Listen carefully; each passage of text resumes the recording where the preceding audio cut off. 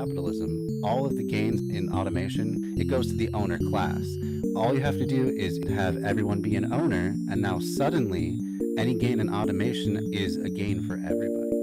If you grow just one thing, it may not grow as well as if it grows with another thing. A good example of that is called the Three Sisters method of farming. There is definitely multi-apartment buildings or multi-families that do passive design. $100 million that they gave to Joe Rogan that they would kind of be out if they breach contract. Is that a bigger number, or is 2 billion a bigger number? I don't know, It's Zach. a tough one. I It's know, really hard. and maybe Yes. comparing numbers is not Jeremy's strong suit. Gotta go kill a Jenny. I still don't think you should kill her. I don't think it's a good idea. It's a ghost, dude. Hello and welcome back to Bread Theory. I'm your host Zach. Joining me tonight is Dan Platt. Socialist. Mugging for the camera. How you doing tonight, Dan? Trying to keep it together. Yeah? I saw another. I don't know if it was an op-ed or, when climate scientists publish the latest in how it's too late. It's I gotta hold it together. Walk that line between revolutionary optimism and the pits. But we got a lot of news in the summer. And summer's hot. Us Americans, we love elections. We love democracy so much. We have to have elections all the time. All the Every freaking few weeks, it seems like we have another one that's so important. Has to be covered by everyone. Has to be talked about by leftists. Leftists have to care about it. Just like how it was really big deal. I remember the excitement of progressives when Elizabeth Warren won her Senate seat. It was such a big deal. She was such a bulwark of progressiveness, Yeah. a game changer. It was so important that these people be elected. Mm-hmm. Yeah, and it's all just the same soup. It's all one big soup. I really value the independence because that I and other Greens have, because you just when you have an election, or we do electioneering, we don't have to, when we lose something, we don't have to immediately, if not, we do not have to be pressured into supporting our ideological opponents. Yeah. Though Nice. that does, the Greens are maybe not the best example of this, though. At least presidential candidates are concerned, because we actually do, like, some of our campaigns are not as strong because we do not unite behind candidates that much. But we also don't force members because we don't have any party discipline in the first place, just like Democrats. Mm. But there is a sort of discipline, the discipline of mass media. Why don't you care about this? Why aren't you doing this? Why aren't you an entryist? Why aren't you an opportunist? Or why aren't you buying into the kayfabe? Why aren't you playing along? Why aren't you believing in the show? You have to believe that it's real. It's all real. Mm-hmm. So very, very hard to sort of tune out and folk. Well, I mean, at least on as far as the scroll is concerned and the feed, to focus on the organizing that may matter when it comes to building revolutionary potential, or even doing pre-politics, which is what I see myself as a doing. And I have my encounters with opportunism, and it's sort of hard when the opportunists are friendly people, so they make friends, and you don't want to make, a lot of politics is making friends. How many friends do you have? It's true. Working, you can't do anything alone. You have to work with other people. But what do you do when almost every activist in your town is an opportunist or somebody who's friends with one? Yeah. So calling out the opportunism will lose you all the friends, and you then become a degenerate leftist who can't do nothing, but rage post. my hope is that at least like to be inspired by the Lenin type of action where you form a party so that when you have friends who are loyal and or disciplined, principled, and they stick to those principles are not simply a means, or the principled are a means, but in fact your side, so then you can publish what you really want to say, calling out opportunism, educating people on what that is and what it looks like, and maybe we don't give the benefit of the doubt for every person who uses wokish language or justifications for Yeah. their chasing of a bag. But That's that's I'm being abstract in my rant, but there is someone in my anyway. Um but yeah, but my local political situation with the ranked choice voting campaign is sort of I've kept with this campaign because the people involved are not opportunists, and those that are, they left when the going got tough, hmm. um, because it wasn't safe anymore. Because it turned out we were in fact going to be oppositional Oh to my the god. establishment, Oh, how could you?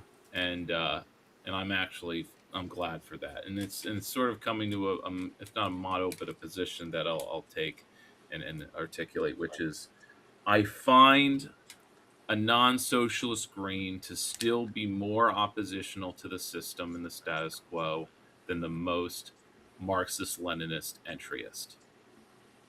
Okay. So that's my take for the week. Sure. Yeah. So we can test that by watching some Hassan Piker Let's do it. and another such things. So let's get to it. All right. And how was your last 3 weeks? You've been wrapping up your schoolwork. Yeah, yeah. I have my last day of my summer internship on Thursday. So Mm. got training for my next internship tomorrow. So And yeah, now on to the next thing. yeah, right. Well, Which is my job has the equivalent of like, okay, we finished this list, we finished all the old forms that yeah. people used to fill out. Now it's all That's the the new.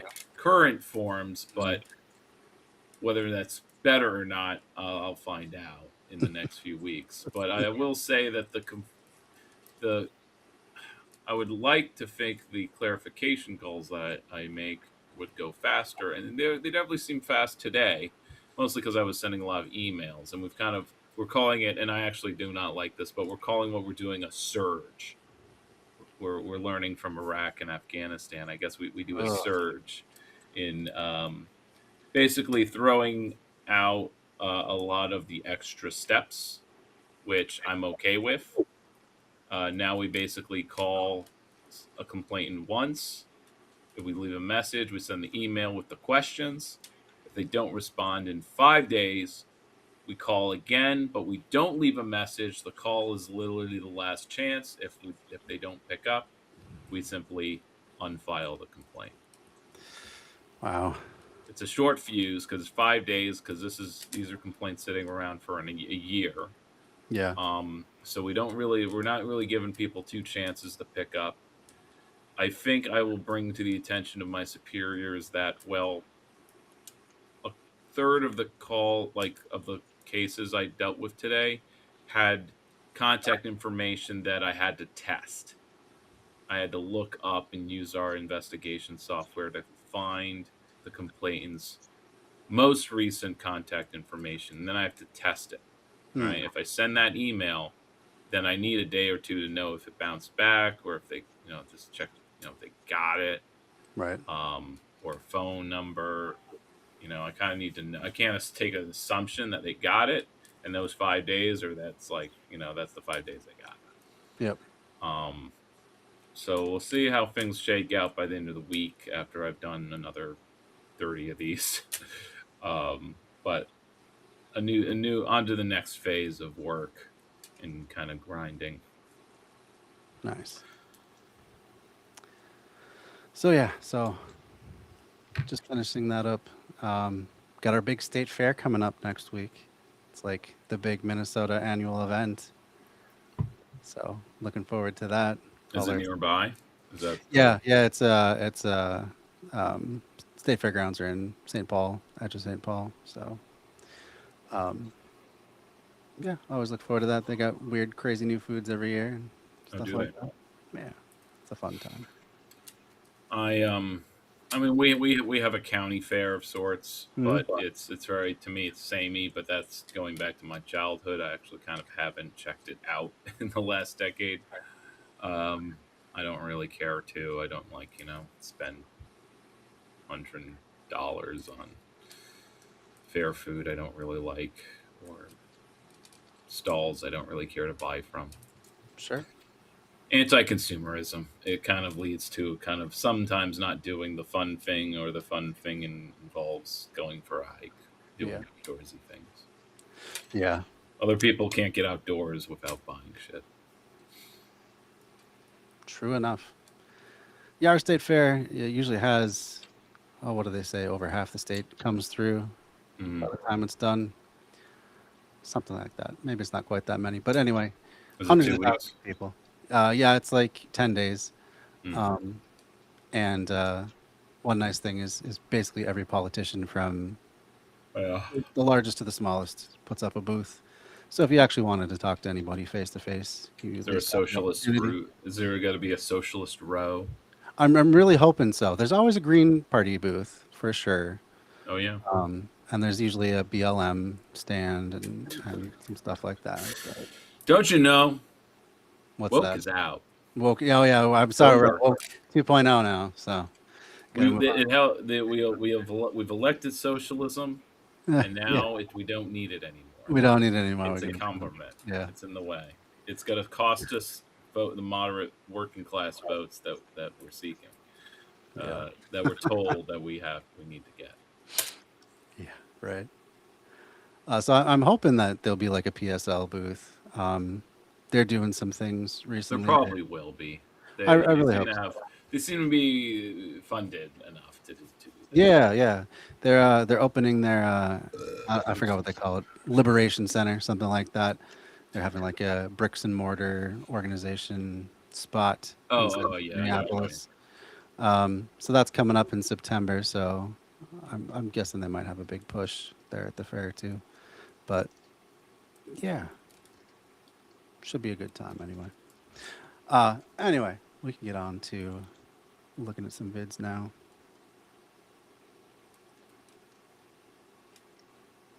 There we go. So you see Wendy the Hassan one first. Maybe. Just the first 10 minutes. We'll see how long we go.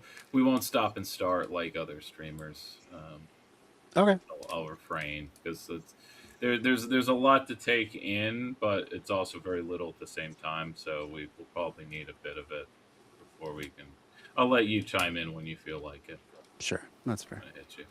All right. Let's see Hassan's take. So the big picture is the subtext here. So Sure. yeah, I watched the first 5 minutes. I was intrigued by sort of like, because I've watched a lot of Hassan over the last several years, and there's always been an entryist scape to it, and I would usually stop watching him for a bit of time. So it's usually in election seasons, but in the last two Spend a lot years, of he's time. really Yeah. ramped up his participation. So it's actually been.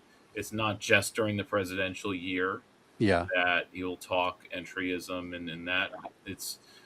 And maybe I need to say I appreciate that he is actively in this the left opposition of the establishment, Mm-hmm. and but arguing or fighting for that to be something that is eventually something else, though at the same time I think what a lot of see his audience will push back in very petty and immature ways, Oh, that's and all. not with the or some of them will be the question I would ask, which is, well, when does the break happen? How is this building socialism in a real way Uh-huh. when the entryism is such an about face almost immediately? You know, Yeah. especially when it becomes a big wave of quote unquote socialism, but the right wing mediascape or the moderate and the liberal mediascape push back, Hmm. and suddenly this wave, this red wave, is disciplined into just being the competent Democrats. We're and it also the rhetoric he'll use here. Keep your ears open for it. Is Hmm. the goal is electing Democrats and beating Republicans, and then there's always this assumption like, well, once the Democrats are in power, then we can fight to elect socialists, real ones. But that never Remains to be comes. seen. Remains to be seen. Yeah. I mean, that's the thing too. Is like the bar for Democrats actually doing something that people really like is so low that like they don't have to be all that radical once they get into office. They just have to, you know, add Be free pre-K or childcare, more buses, something like that. And people are like, oh my God, this is the best thing ever. I love socialism now. And social subsidies, yeah, or just doing the really reasonable thing that should have been done 20 years ago. So a little recent headline was Mandami administration looking at waste heat recycling from the New York subways. sure, yeah, And I think a tagline comment of the post was, "Wait, this was something that could have been done. This could have always been done." And I'm like, and I'm sitting from my seat back in 2010 when I learned about waste heat exchanging uh-huh, and how that it was something that should have been done 30 years ago or could have been done 20 years ago. And yeah, of course it wasn't done. yeah, That would have been sensible. Now we have a sensible Democrat, and all it took was a quote unquote socialist wave of anti-capitalist sentiment. But really, it wasn't just that because Ndami was not elected with just the anti-capitalist vote, and right, that's sort of the point that he has to govern for the sake of capital and managing the system, because that is what it means to be FDR, to save capitalism and or to restructure it for the next cycle of capital accumulation. true enough. It's been crazy to see how the backlash has been from the establishment Democrats to any whisper of this, not even socialism, but just social programs. And they're just losing their ever loving minds, acting like yeah, this is the end of the Democratic Party. They're all commies now. And, I'm going to leave and vote Republican now and all this stuff. So I can only imagine if someone actually tried to do something that was like more than just like pro union in spirit, or I don't even know what would you You get even. a capital strike, Yeah. a Yeah, real yeah, one. yeah, yeah. If someone tried to do something like that, oh not my God. not just the belly aching of New York City landlords. Sure. Yeah. Oh my But God. a real capital strike. Like Democrats would be on the front lines raining down hellfire on the demonstrators or whatever. Which is sort of why when I speak of the need for leftist strategy that I'm relating from some good essays, is that there needs to be that strategy of, if not slow but almost immediate plan to start expropriating property. Yeah. How to Take do power it, immediately. how to legally do it, Yeah. or to start Or like, doing the court, by any doing means. the actions that lead to the court cases that may lead to 3 years of litigation. But while it's the putting us to even just making the footing to be able to resist a capital strike, Yeah. because you can't actually do democracy or unionization without being able to resist a capital strike, and we have no countermeasures to it. That's why even if we elect socialists, they then have to govern as social democrats. That Yeah. is what happened in Europe. It's what happens everywhere else that isn't a revolutionary state. Yeah. Only the revolutionary state can expropriate property, That's true. Yeah. whether it's nationalizing or commonizing, communalization, commoning. That's the word. I know what you're saying. Yeah. But the good verb is commoning, Common. Okay. taking property and making it a part of a commons, Common. Yeah. different kinds of commons. All right. Well, let's get into what Hassan has to say. So this is his stance on data centers may cost him the election. I don't know who he's talking about, but we'll see. He's talking about the manipulated person who beat Francesca Hong. Oh, okay. by right wingers. We're getting manipulated by right wing algorithms designed by sometimes, pro Trump and oftentimes pro Trump and pro Israel billionaires, Zionist billionaires who are pro Trump have literally purchased all of our social media algorithms. And I think they're tweaking it. They're tweaking those algorithms to make us divided. They're tweaking those algorithms to make us fight one another. And I'm actually going to start off by offering a little bit of defense in the most unique switch up of all time to David Crowley. I am going to talk about the Cardinal Seer David Crowley himself, who's, of course, defeated our candidate Francesca Hong. Now, why am I talking about this? Because they are The Cardinal Seer? Yeah, I did not quite pick up on that. Okay, so he dropped out of the race because Hong was really polling strong at one point. Okay. And he, in some other article, he was like, I'm talking to my wife, and he prayed. He prayed. And he said, God, give me a sign. If you want me to stay in the race, I must see a red bird.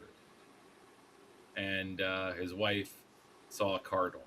Oh, okay. So he saw a cardinal, and this meant he should get back in the race. I see.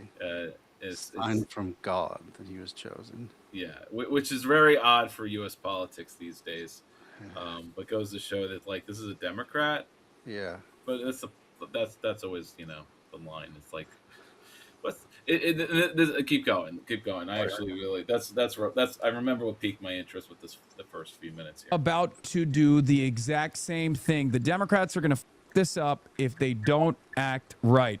So the reason why I'm bringing up David Crowley is because David Crowley got clip chipped, and I even played a little bit of a role in this. Okay, and I want to talk about it. Right, I want to talk about David Crowley's broad perspective on data centers and what the shortcomings of it are, but also what his full assessment is.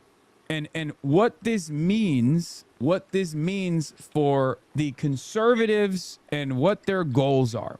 So if you've been paying attention to the race so far, what's the one thing that you know about Dave Crowley? You know he's Data David Crowley. He loves data. He loves AI centers. He wants it in their backyards, right? Now, why do we think this?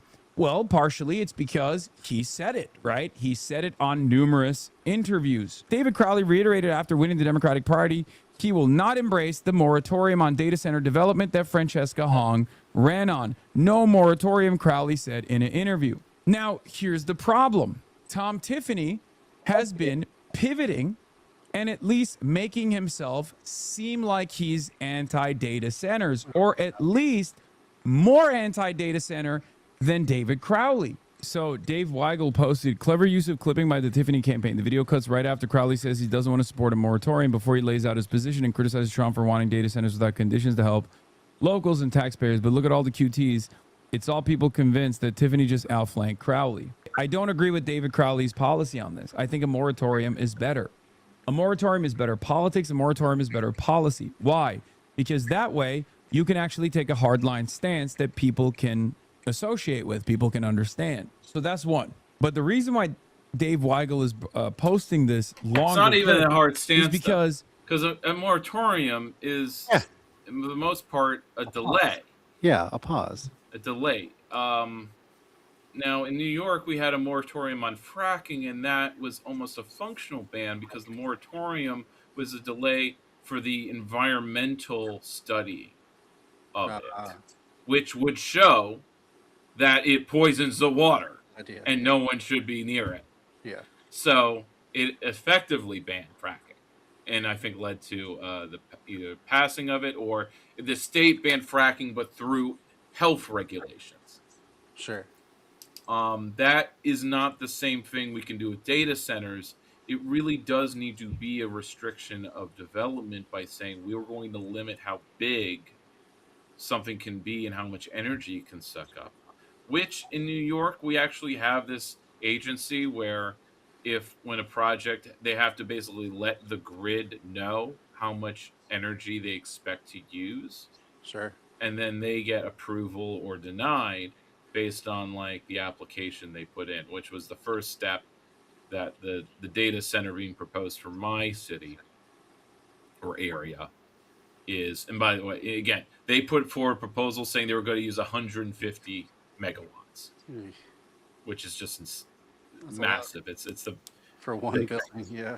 because the only data center we have in the region, pointed out by a local rag, is there's currently a 10 megawatt one, which is the tenant of that data center is like um, insurance company. Which one was it? Hmm. A recognizable name, but Sure.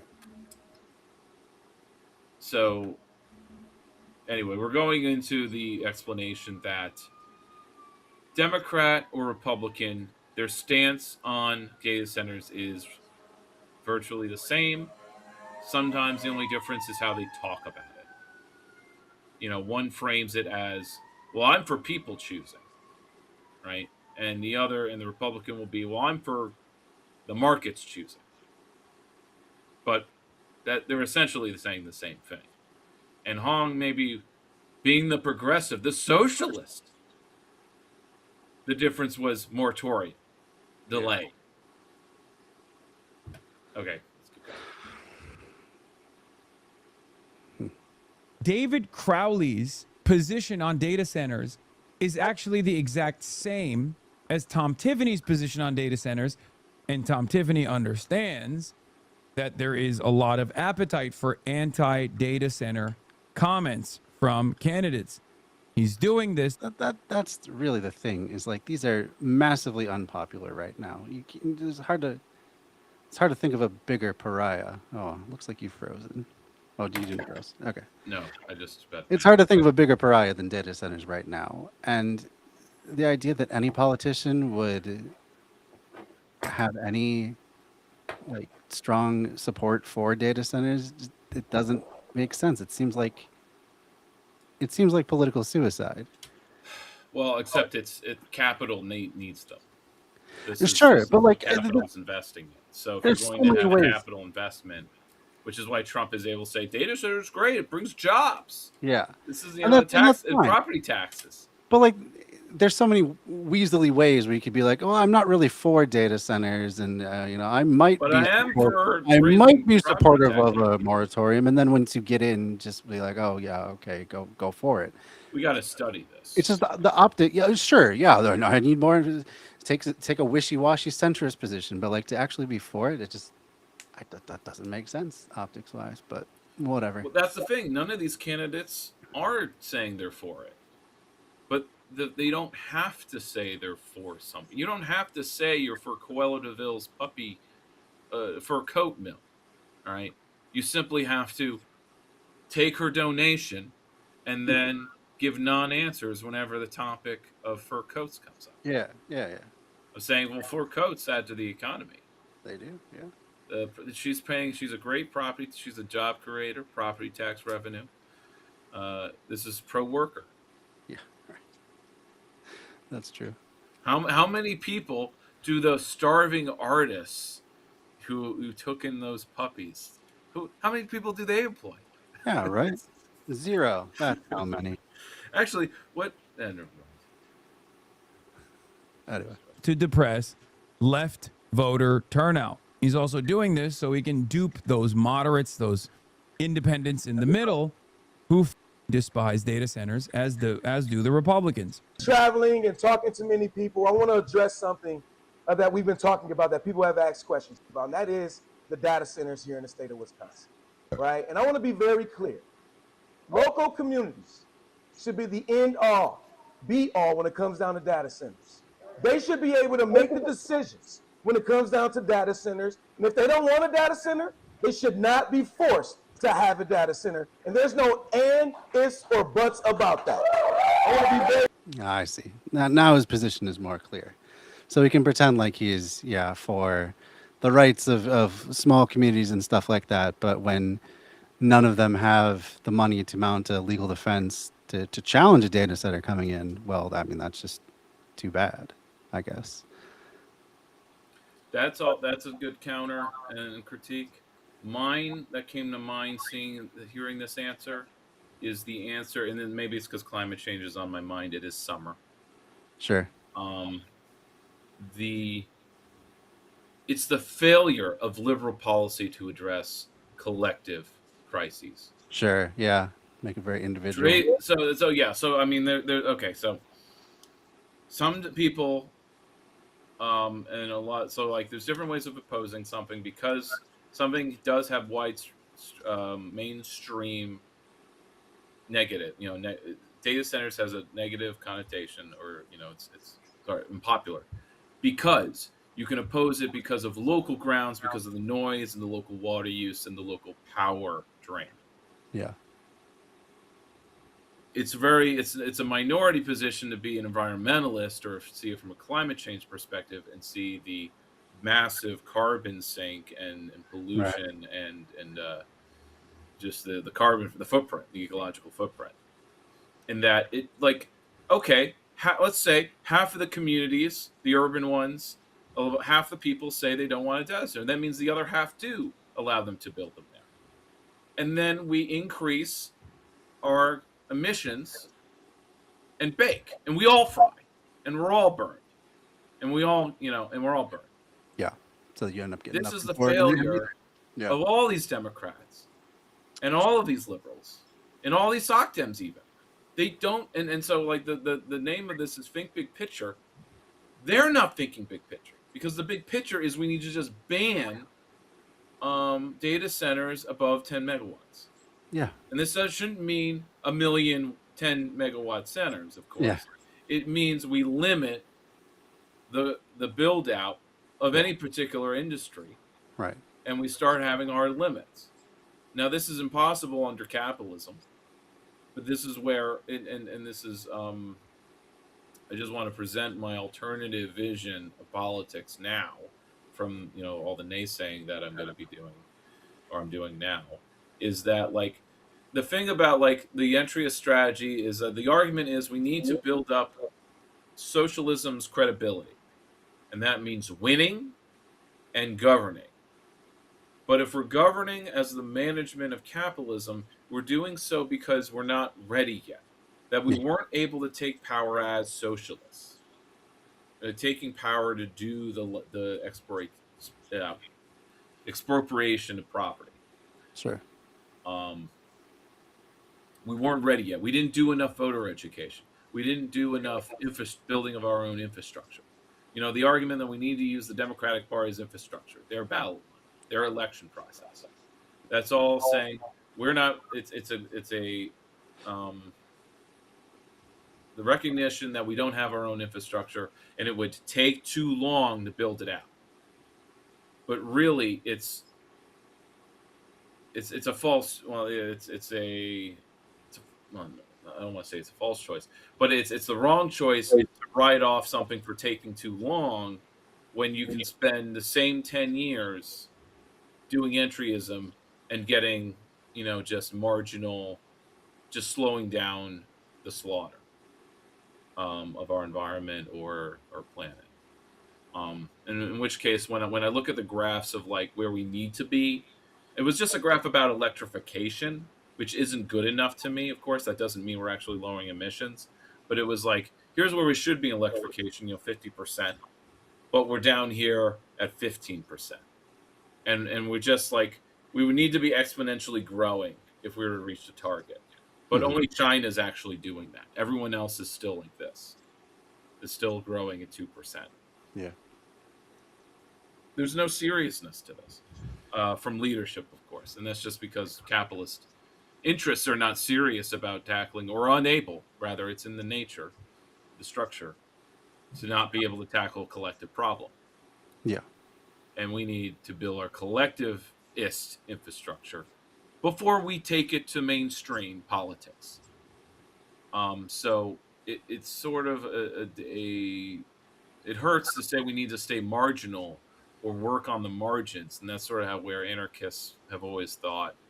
And again, with Occupy, they sort of went for the mainstream, but there wasn't any anarchist infrastructure to build out the Occupy revolution.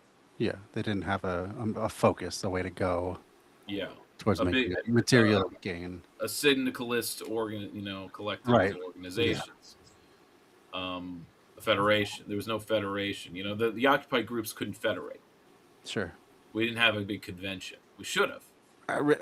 Yeah, absolutely should have. But part of it was, that would be inclusion. That would be exclusionary, because not everyone could go to the occupied convention.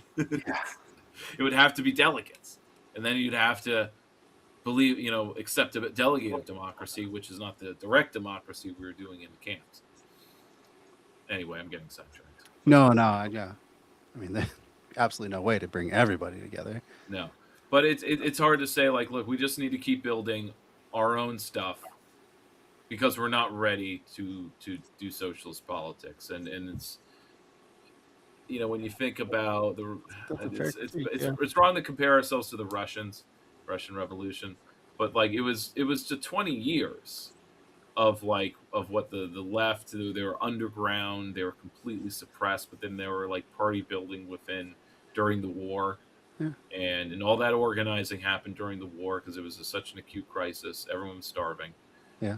And then it exploded. And then suddenly you had a liberal revolution, and then a communist one, and then the Bolsheviks stopped the election. It would have been an interesting history if they were part of a governing coalition of leftists. But it played out the way it played out. It did. Yeah, I mean, Stalin was out there robbing banks for the revolution beforehand. I don't really see anybody doing that right now. Or there was a guy in Spain that did it. Oh yeah. And you could say some of the infrastructure that supports Podemos was some of that collective enterprise stuff was funded by him.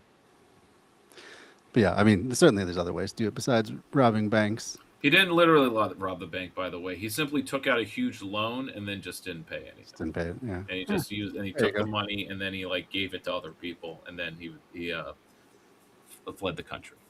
Sure. I think he was eventually tracked down and arrested, but I think he spent like 10 years on the run. I have to look into that. Yeah. But I don't care now. All right. We said we weren't going to talk through this, and here we are. Yeah.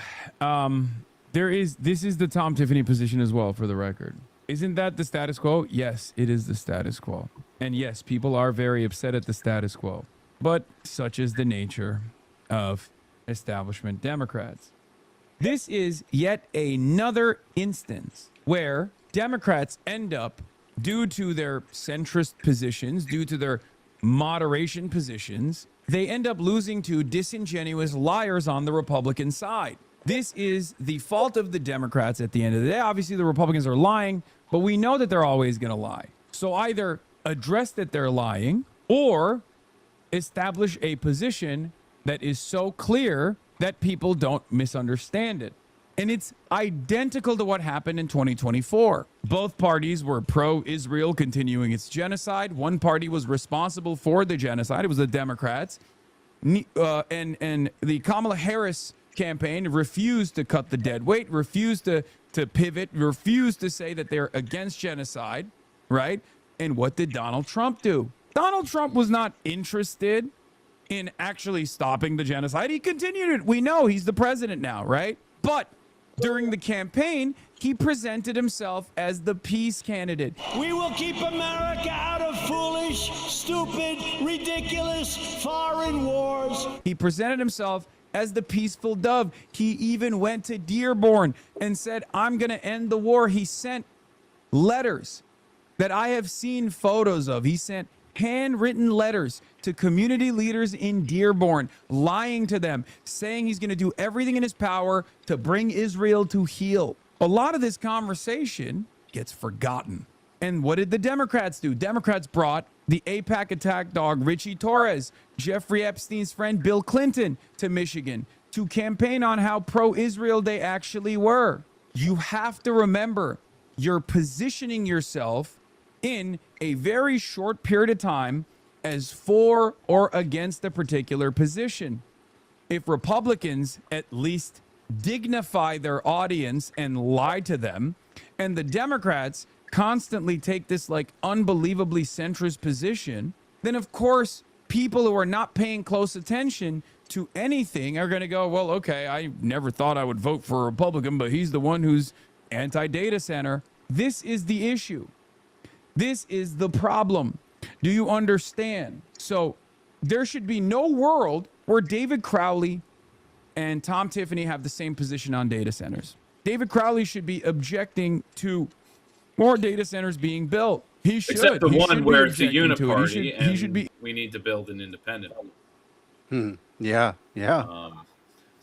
He's, yeah. I mean, the sun is stuck in the same problem that all entryists are stuck in when you lose the primary, which is, well, now you're stuck between voting for Republican and Republican who lies better. Yep. And you don't have any other option because you already either disavowed any potential other option, threw them under the bus, or didn't help build that alternative. Yeah. And that's the cycle that many leftists find themselves in every cycle. So there needs to be, of course, maybe, propaganda push to, push them out. Like, see this, once again, a cycle where you win some, but you lose some, and it all comes out in the wash later. Even when you won the primary, 6 months later, they're going to govern as establishment Dems. But really, there was no separation. They become the establishment when they're elected because they're Democrats. No matter how socialist they are on the inside, and there were tweets from 10 years ago. Yeah. They're Democrats. They're elected Democrats now. Sure. It's Doing social democracy when it's functionally possible, like in a state like New York or a solid blue state where there's no capitalist pressure or challenger. Right. Yeah, the system is just not going to allow them to abandon capitalism, no matter what. It's set up that way. It's in the foundation. So, yeah, no matter how socialist they may be at heart and wish to be, like you said, it's not going to happen that way. The policy is just, the pro-worker policy is making things slightly more bearable for workers, using the rhetoric of cost control and cost of living as if this wasn't the message of Democrats in the 70s and 80s. Right. It's all the same. Yep. All right. In favor of the data center moratorium. But the problem is Tom Tiffany is using his centrist message on this against them. Just like the Republicans, just like Trump used Kamala Harris's centrist messaging or pro-war messaging against her. As Commander-in-Chief, I will ensure America always has the strongest, most lethal fighting force in the world. Please wake up. They're doing it again. They are going to snatch defeat from the jaws of victory once again. Crowley is not allowed to be for a data center moratorium because he's not paid to be for it. He's paid to be pro-data center. He can't lie because they want him to lend legitimacy to the idea that pro-data centers can be progressive. I understand that. I know that he is an empty suit. But my point is, you're going to fucking lose the race. Yep. You're going to lose. You are going to lose to the Republicans if you do this. You are going to lose to the Republicans if you do this. Please do not do this. That is my warning to the liberals. I know you don't f with me. I know you think I hate the Democratic Party, and I know you think I'm an op or something, but like you're going to... His audience aren't liberals. At least I don't think they are. And so why is he talking like this? He's ranting like his audience or the liberal establishment. I don't know. He doesn't usually do this, by the way. I actually, or he does enough, but maybe he does it more often these days. Well, I mean, that's the thing is, I mean, he's been getting so much press coverage and Fox News all the time, basically every day. But other mainstream outlets just cannot stop talking about him. Maybe he's hoping that one of them will pick this up. Clip him saying that he wants people to vote blue no matter who. Yeah. But the blue needs to be, a winner. But this is the same back and forth argumentation. They weren't socialists at the time, but in the 20 teens, or in the Obama years, it was the same argument. Liberals or Dems need to run as progressives to beat Republicans, and they never really did. It was just the same cycle of Republicans shit the bed enough that people swap to Dems. Then the Dems don't improve anything, so they then And again, we're not talking about the whole population. We're just talking about that middle centrist 10% that goes back and forth. But Easily led, yeah. So really, like that, and that's where it becomes a whole like, well, we just need to appeal to this 10%. Everyone else can be taken for granted, even though when you do the electioneering jargon and math, actually you do need to include your base and your likely voters, like the youth, but don't always come out. And and this is brandied about in mainstream arguments, but again, it's all a big mess. Oh, absolutely. Rather than talking about what we do. Yep. All right. It doesn't matter how many times centrists lose; they're just going to keep pushing that message. Yeah. Because... And arguing otherwise, like sson's doing, is he's playing into it. He's playing into that false dichotomy that it's like, well, you still have to beat the Republicans even when you lose the primary. Yeah, yeah. Even when the primary elections are just progressive versus non-progressive, which was the same fight being had 20 years ago and 40 years ago before that. It's not socialist versus centrist Dem, which would be more interesting, and it is, but only in these very specific places. Yeah. Which is where you get the argument that like the socialism thing is only in the most yuppie, urbanist places, and nowhere else can it work. And there's a point there. But again, it's the yuppie places are the most have the most leftist organizing happening. It's just a matter of concentration. In the same way that in some rural counties, you have this concentration of conservatives that, regardless of like, they're different kinds of conservative, but they're all going to see the government as the enemy and big business as a potential friend, or someone to make a deal with. For the sake of survival. Yeah, indeed. All right, let's move on. Yeah. I said this in 2024 as well, and people just did not listen, and they're not going to listen once again. And we're going to say, I told you so. Here it is. You're doing it again. Oh, I'm just so tired, man. I'm so tired. So maybe anyway, do something else This different. is what the Republicans... Well, that's the thing. Like, do something different. What would you do in Hassan's shoes then? Would you just like give up coverage of this race entirely? Would you just move on? I mean, there's plenty of other races to concentrate on at this point. Yeah, and it is a paradox. You don't get to be a big mainstream figure without covering the mainstream news. Yeah. And covering Green Party or Third Party or revolutionary optimist stuff doesn't bring you mainstream acclaim or build a mainstream audience. There's many contradictions to sort through. So I don't want to talk about what Hassan should do. Here he is, the way he is, where he is. Mm-hmm.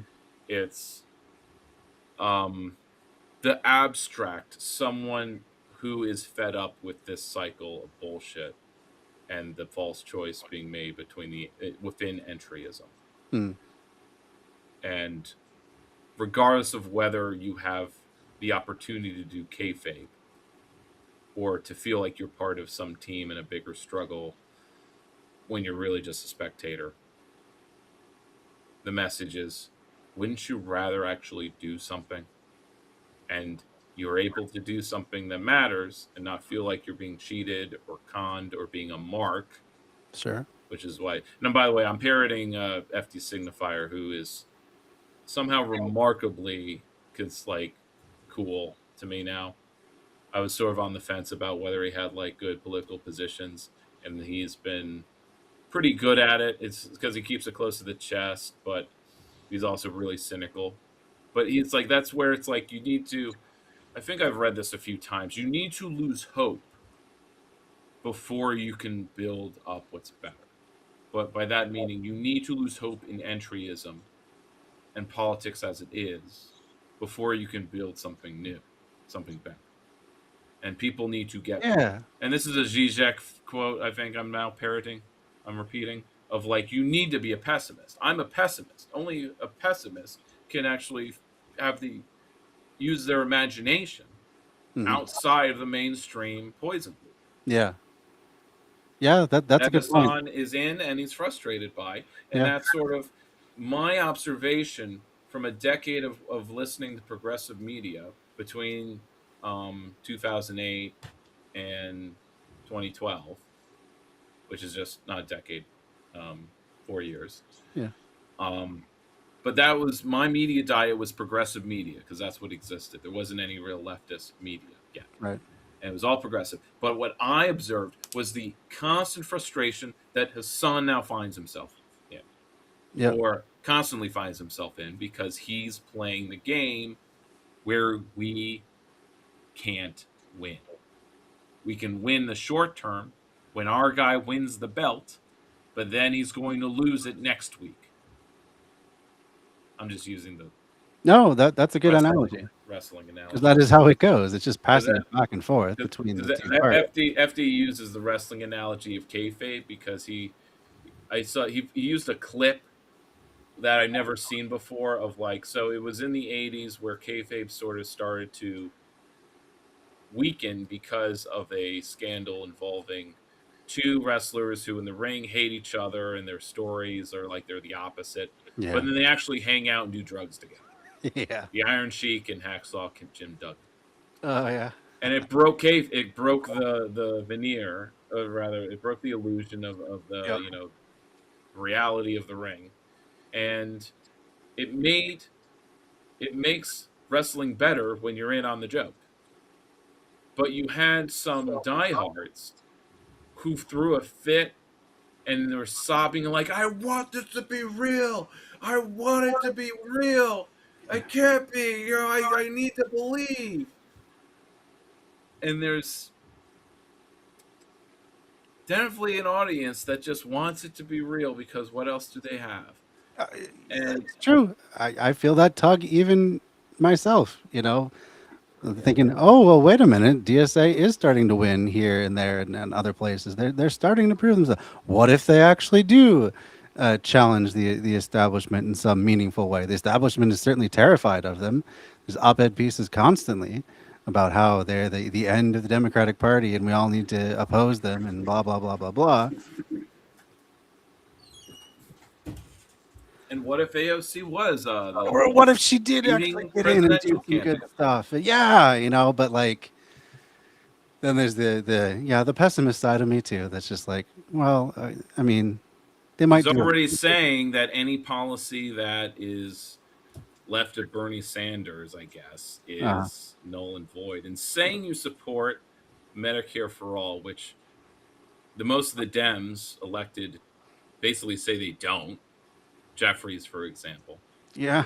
It's like they don't even have to say they support it. At least they used to lie about it. Now they don't seem to feel like they have to lie. So how is the left ascendant if the left is not, or if the Dems are not being pulled to the left?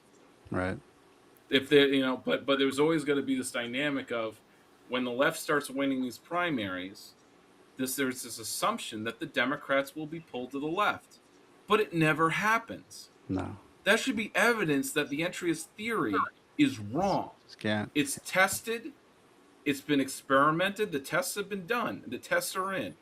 It doesn't work. The Dems do not shift left, no matter how many primaries are won, because they'll say, well, you won primaries here, but you didn't win them everywhere. And we have to win everywhere. Right. And we need to focus on November 4th, not January 4th.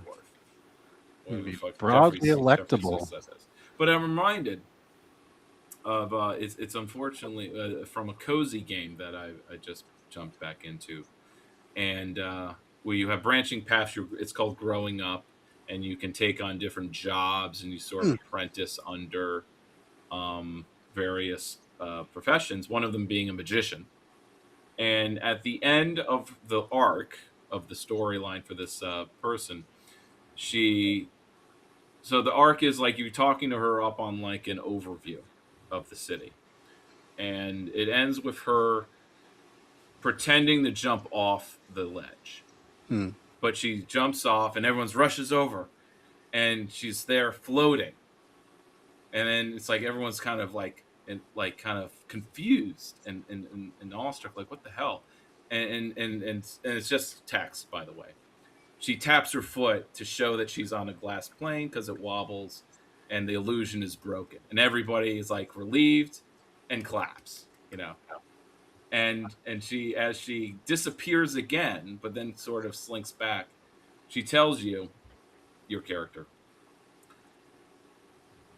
it's great to play tricks on people, but it's only fun when you let them in on the joke.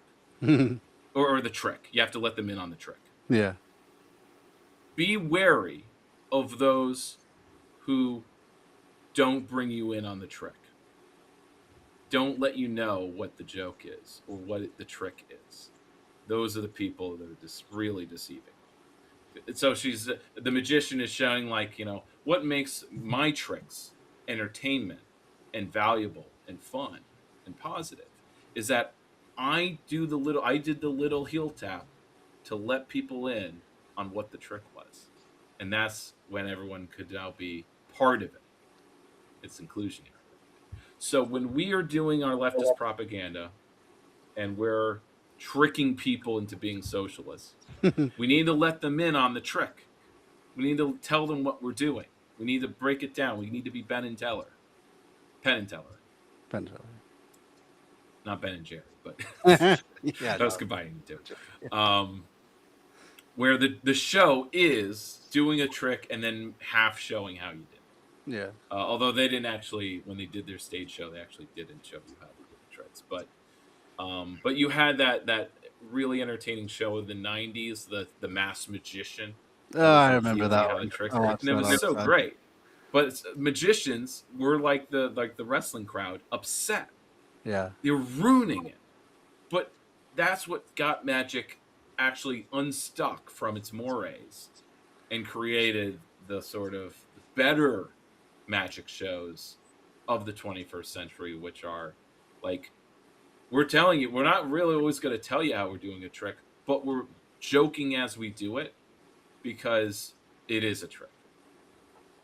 We're not acting like it isn't. And the same goes for wrestling. Yeah. You know that when I hit the person with the chair crumples like aluminum foil. Because it probably is, yeah. Or when we do, it's like we're also stamping our foot to make it like sound like I'm hitting them hard. Yeah. And that is sort of why, like, backyard wrestling, you know, is it entertaining for when you're above a certain age? Yeah, because again, they have to be making jokes as they go, and it's fun. Sure. There was a guy with like hot dogs and dirty. Anyway, They come up with some good characters, yeah. Yeah. Yeah. Yeah. Good points. All right. Do we want to do more of Hassan? We've got enough. I think we've got enough. All right. I bookmarked Spooky Scary Socialist. That's a fun little addendum to this. Okay. Because what are we? If you're new to this, what are we talking about? What am I talking about when I say how DSA Dems have like disavowed wokeness and the left? They don't need us anymore. It should be at the bottom. We have no principles. Lol. Oh yeah, here we go.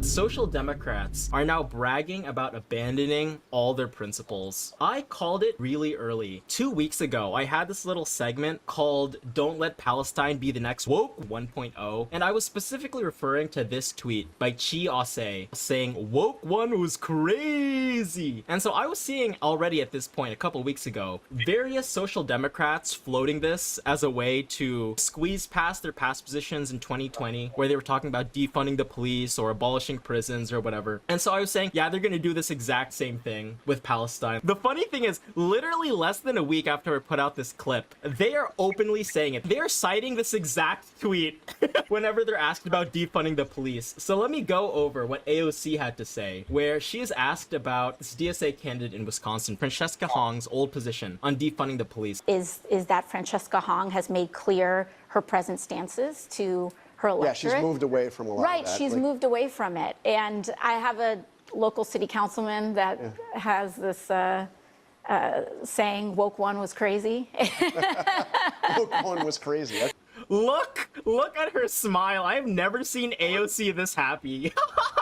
Abandoning my principles and laughing about how kooky and crazy we all were back in the day. Remember when that police station got burned down in Minneapolis? that was so crazy. Anyway, let's get back to the real politics of defending the police. This clip specifically, I am taking it from Chi Ase himself, and he's saying, woke one was crazy, Madame President. The Sock Dems are now openly trying to aim for the presidency by abandoning all their old positions on defunding the police.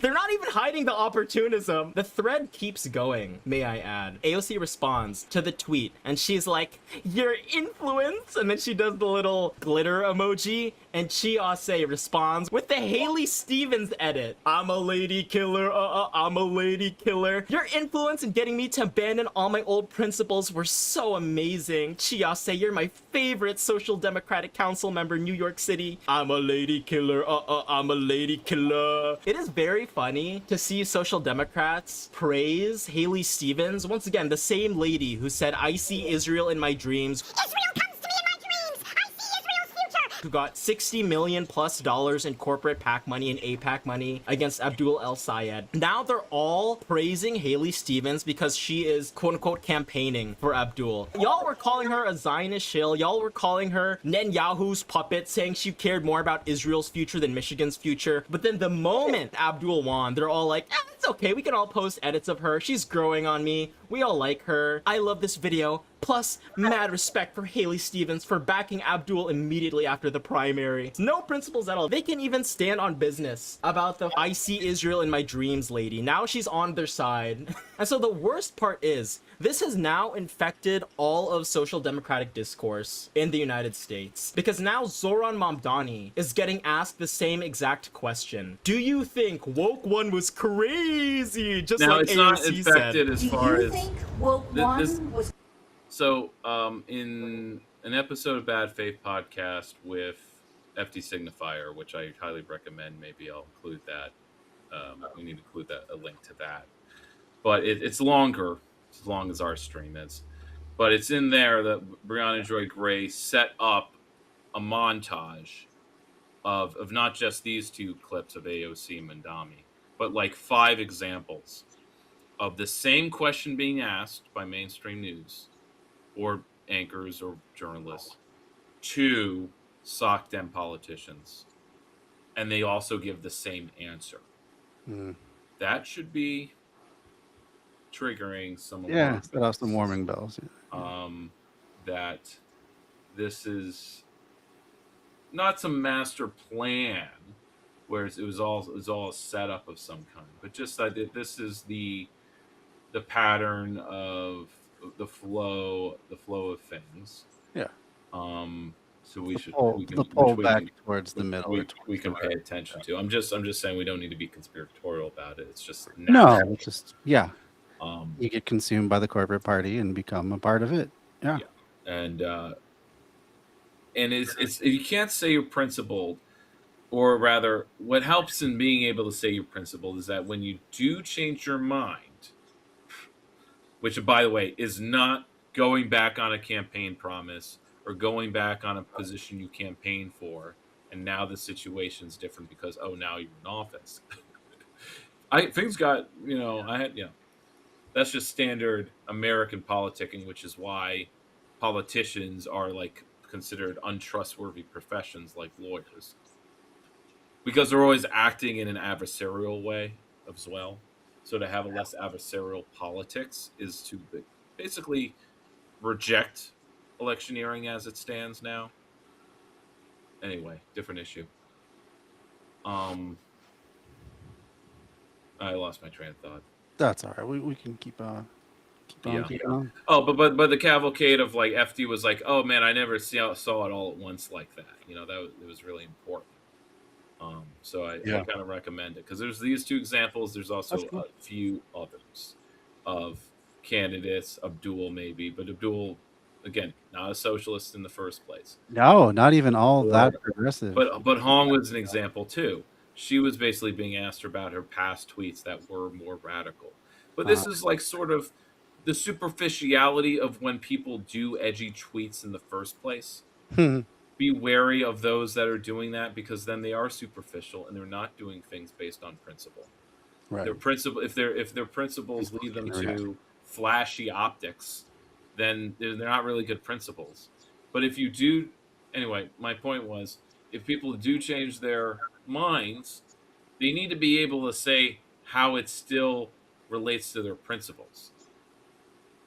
Like how is it still based on their values? Right. To tweet this out all of your and then take this position, and you're not changing your values. Right. But unless the values were practicality, I value the practicality of being pragmatism. Okay. Yeah, pragmatism is the ideology, not egalitarian. Right. But they were. I again, it's a tough position to be in. To say to not just say, but to act against the police in New York, right? Yeah. They're an army. They're a literal army, right? And they don't really need to coup you, like take over the state, but they can sabotage your government. Yeah. In the same way that any army could. So it's like a purge is needed, right? But what does it mean to do that, and what are the implications of that? You'll end up like with the Stalin purges. You'll end up with an army that isn't able to handle Barbarossa. All right, moving on. Crazy? I love how when they're asked this question, they all do the smile. They all let out the biggest eating grin imaginable. Do you condemn woke one? Woke one is the next hummus, I swear to God. Look, I think that each person has a responsibility to tell New Yorkers, to tell Americans when they're running for office what they believe. And sometimes what you believe can change, can develop, it can grow.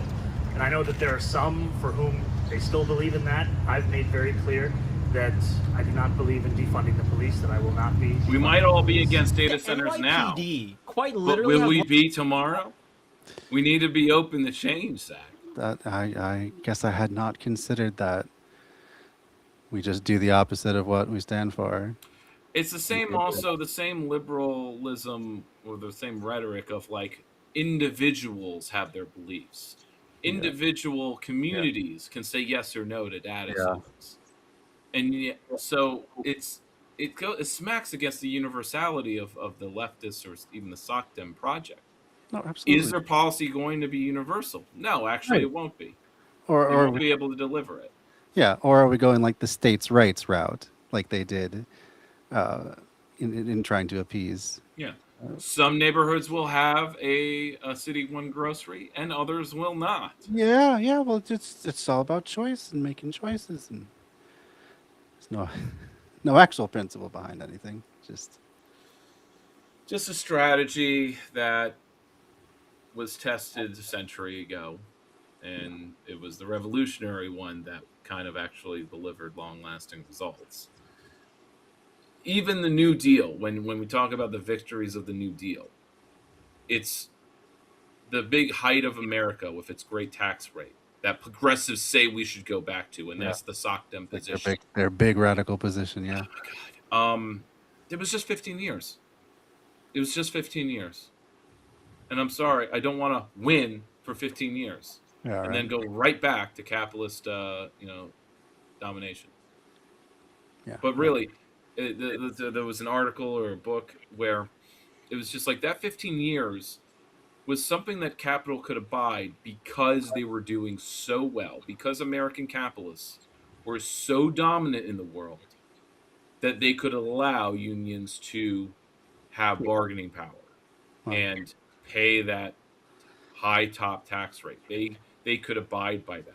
But then they hit that limit of profitability. It's like, well, this welfare state thing, it's got to go. Yeah, right. And 5 years, 10 years later, out of here. All undone. All that big New Deal victory was undone. And to new boomers and New Dealers, it took like 20 years, and like I think the true end of it was like NAFTA or something. But it was also the same rhetoric with NAFTA of harm reduction. Like, yeah, we can't really stop this.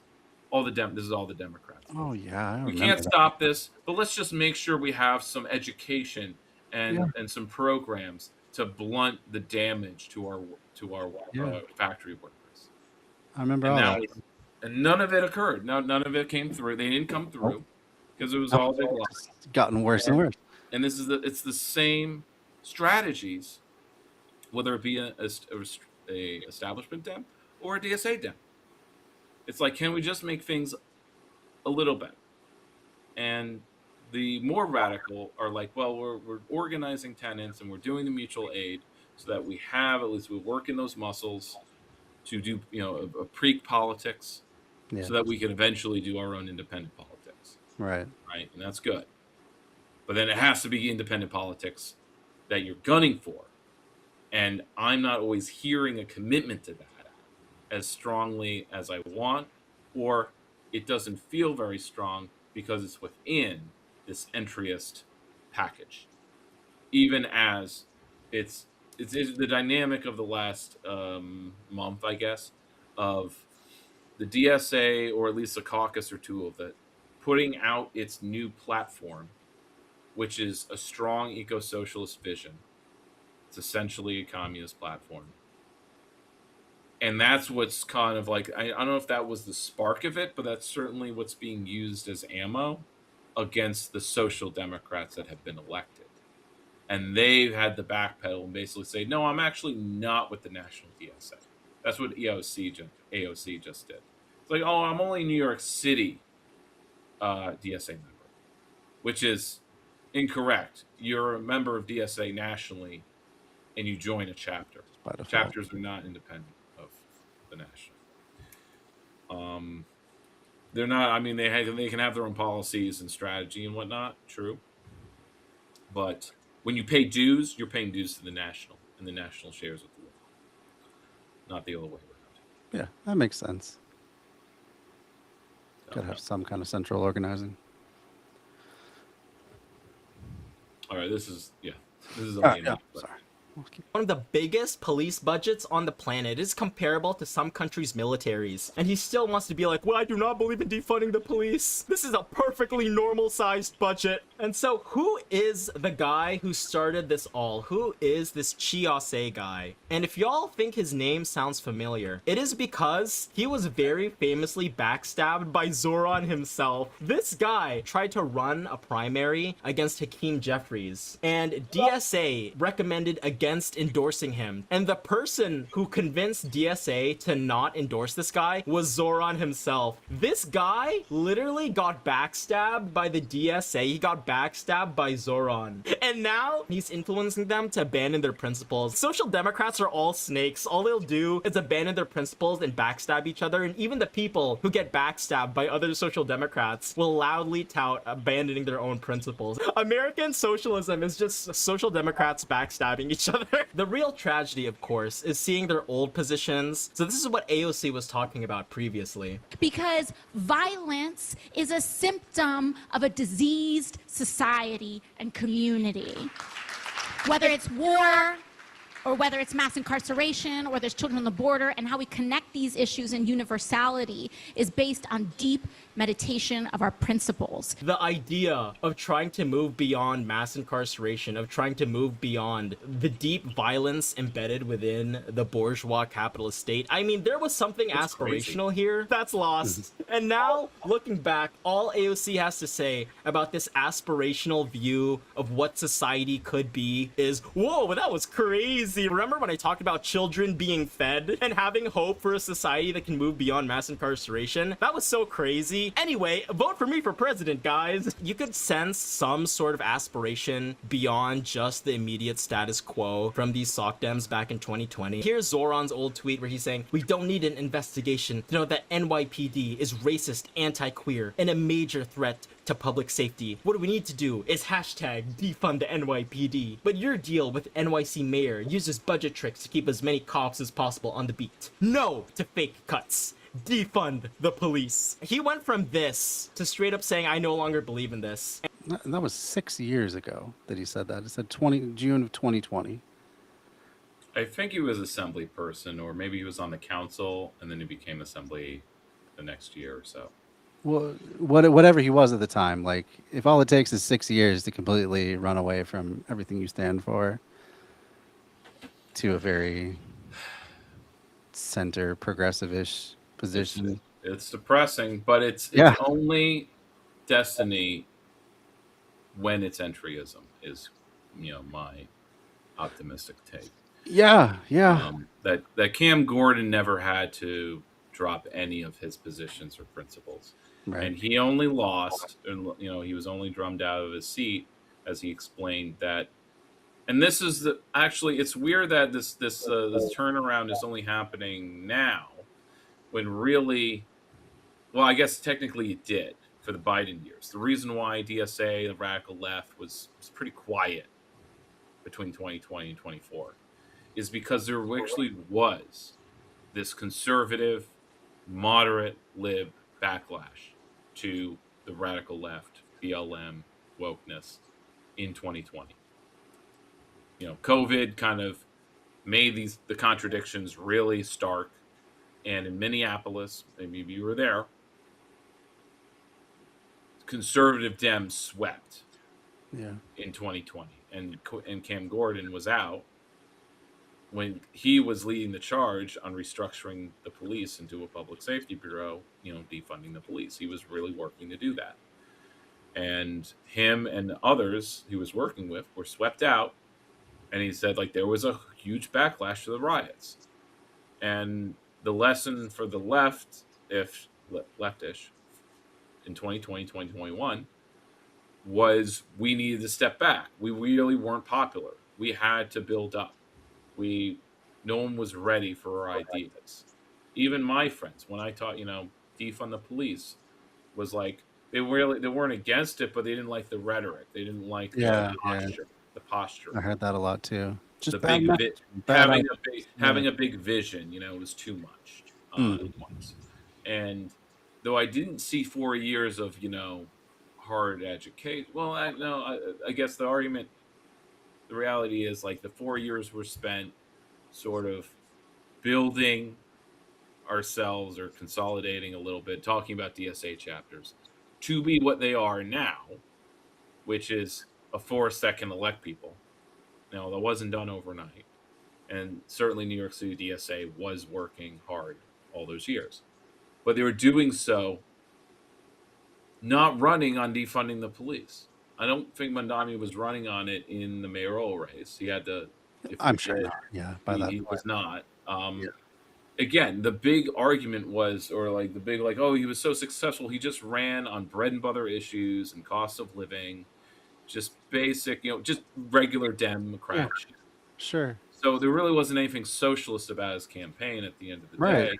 It was just more progressive in that there was New Deal policy, a return to New Deal, being New Deal Democrats. Even though the New Deal coalition is, completely swapped out.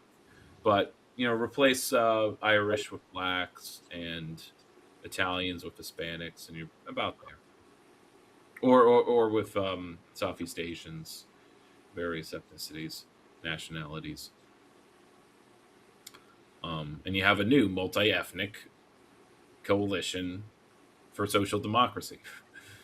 But it's a big repetition. But just like, it's first time it's real and the second time it's farce. I think this is a farcical version of social democracy because the economy, the economic system can't tolerate it. It can't do it. There was a joke about, trying to actually change the tax system. Just change local taxes. It's just like when I think about my city, Albany,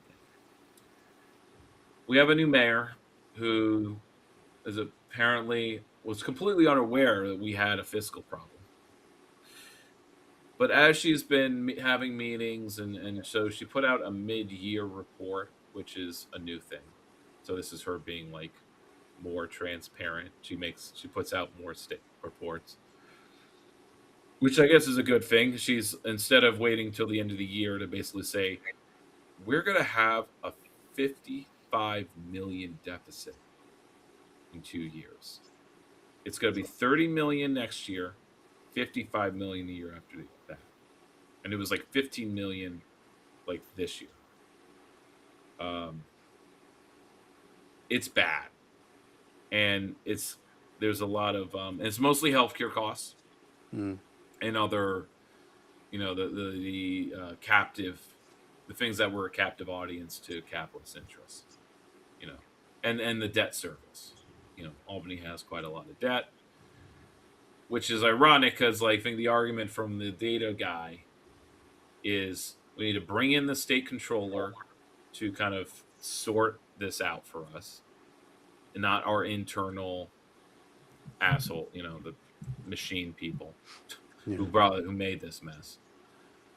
And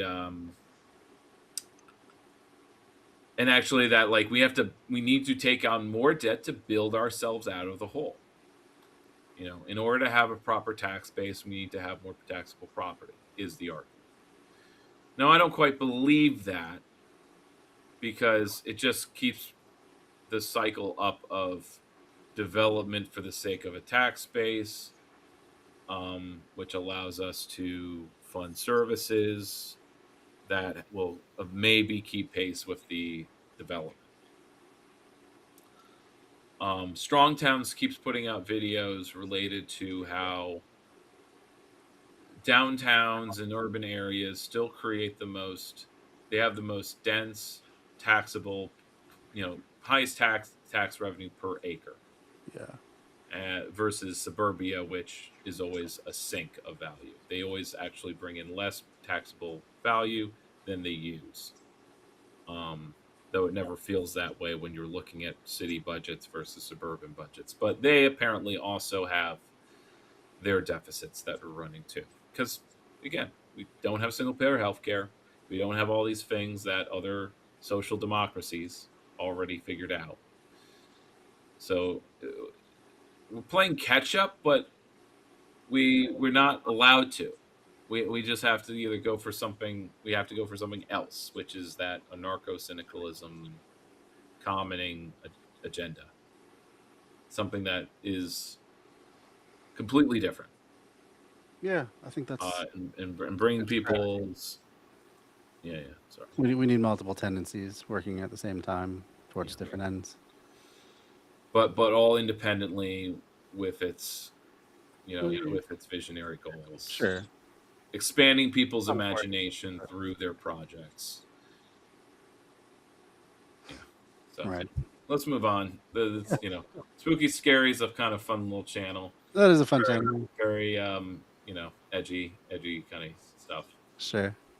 All right, let's. And this is an old tweet that is such a banger. We have to make clear that when the boot of the NYPD is on your neck, it's been laced by the IDF.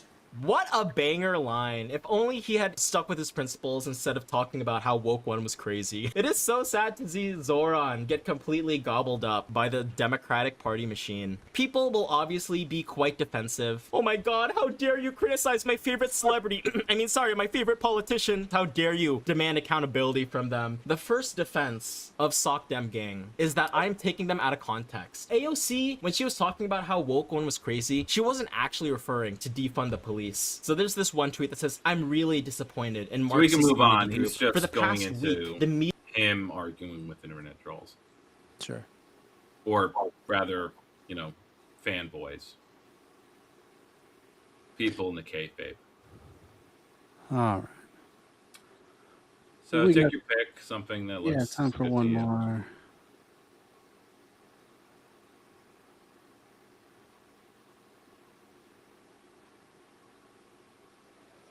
Watch